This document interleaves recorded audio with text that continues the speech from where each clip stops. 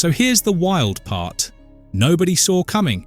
People close to Meghan Markle are saying she may already have one foot out the door, and this isn't just gossip anymore.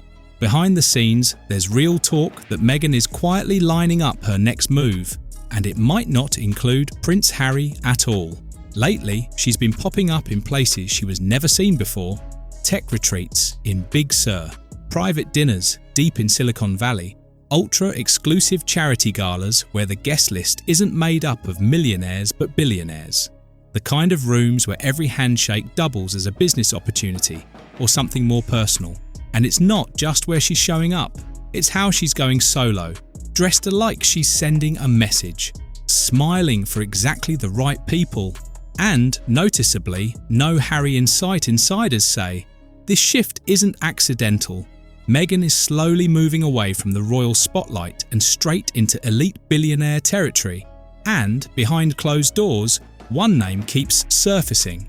Yes, one very specific billionaire, a European telecom mogul with a reputation for dating actresses. Right as their spotlight starts to fade.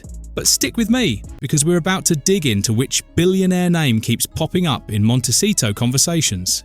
And trust me, it's not who you'd expect. When Meghan first entered the royal world, most people thought she'd hit the ultimate jackpot.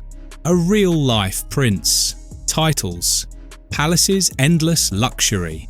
It looked like a fairy tale, but behind the scenes, the reality may have been very different. Sources say Meghan expected billionaire-level wealth, private jet legacy money, the kind of lifestyle you only see in glossy magazines. What she actually got was a man worth a few million, not a few hundred. And on top of that, emotional baggage heavy enough to sink a ship, that ginger with baggage line. Turns out it wasn't just a joke. Friends of Meghan reportedly say she didn't realise just how much therapy talk, family drama, and old wounds came with the royal package. Sources from Express and Vanity Fair say Meghan thought she was marrying into generational power. Instead, she ended up with a man who had already stepped away from the very system that made him valuable. No active royal duties, no throne, no unlimited resources. Basically, she expected Prince Charming and got a rebranded charity worker. This is where the pattern starts to look less random and more intentional. Over the past few months, Meghan's been spotted at a string of high-profile events.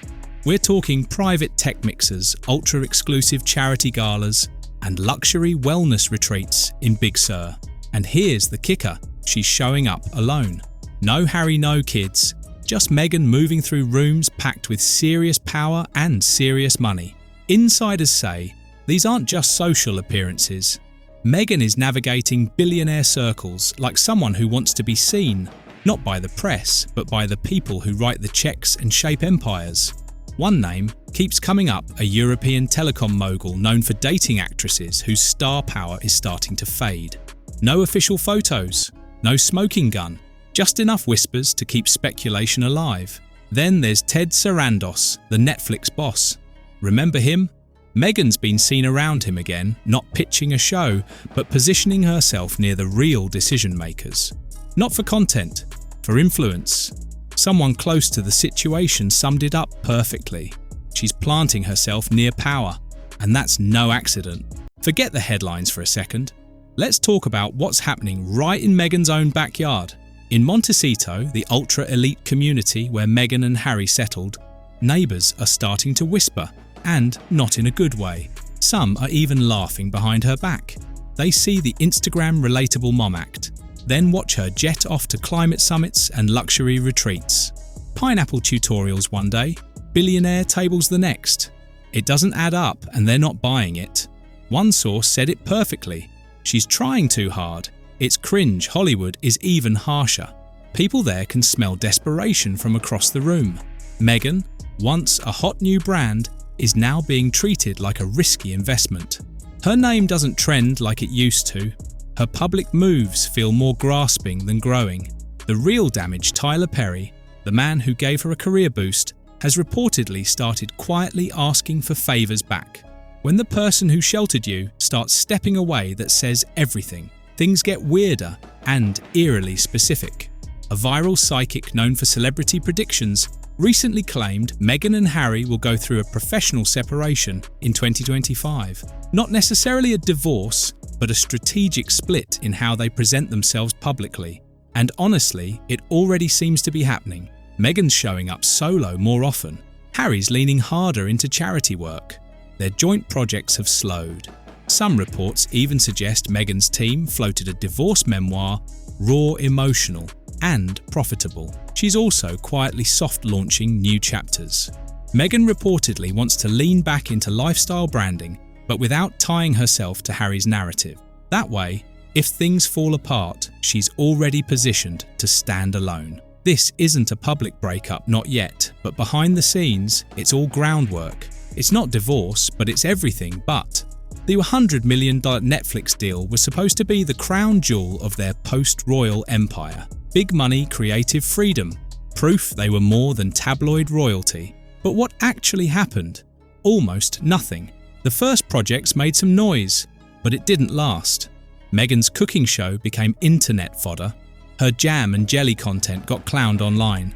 And when it came time to pitch new ideas, Netflix execs reportedly started losing interest. One insider didn't sugarcoat it. She didn't want to create, she wanted to pose. Ideas were shallow, footage flat. One exec called it a vanity project dressed up as content. Now the 5-year deal is quietly fading. Netflix isn't rushing to renew, and Meghan isn't begging to stay. Soft breakup. Everyone saw it coming. And yes, Brooke Shields had a brutally honest moment about Meghan subtly dragging her empowerment story about writing a letter to a soap company at 11 Hollywood's veteran eyes see. Through the act, Oprah silent, no follow-ups, no new collabs, the Obamas. Same deal. When everyone who once backed you starts stepping away, it's not random, it's reputation. Hollywood isn't pretending anymore. Once seen as a bold disruptor breaking free from royal rules, Meghan now risks looking less like a trailblazer and more like a cautionary tale. The audience isn't clapping. The spotlight doesn't shine like it used to. And, in Meghan's chase for power, prestige and relevance, she may have landed exactly where she never wanted to be. Overexposed, misunderstood, and standing alone at the edge of the very party she fought so hard to crash, still hunting for that billionaire lifeline.